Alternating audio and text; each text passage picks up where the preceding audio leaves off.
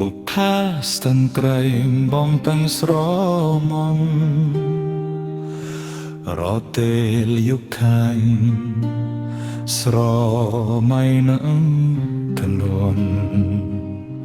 ថែមប្រាស្រកស្រត់មិនได้ស្រកអួនសម្រងសៃស្មនធ្វើឲ្យដងដឹងស្ទឹងត្រេកអងលួនអងដិនទេ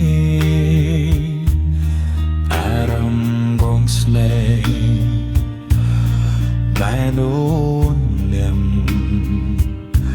ដិនទេវាស្រន់ចិត្តបរៀបចាំងបាំងមិនដូចផ្លាត់ឆ្វៃពីបារម្ភតិនស្ទឹង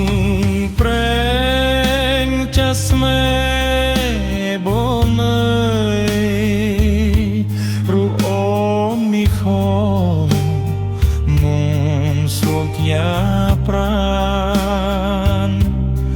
បាសិនគ្មានស្រីរមូលិនបា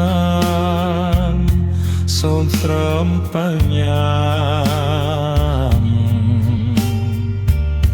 មេត្តាប្រ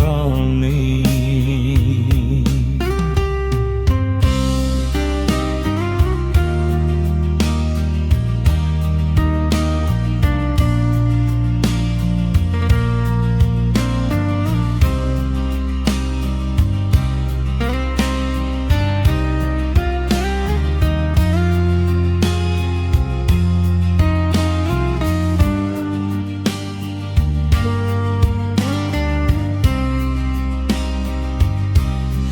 យំរៀងបងជាងរៀបរាប់ប្រាប់ស្រី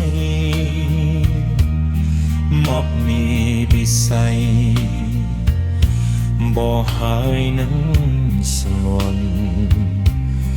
ទោះជាយ៉ាងណាចិនតែស្មាពរសួងកូនស្រពន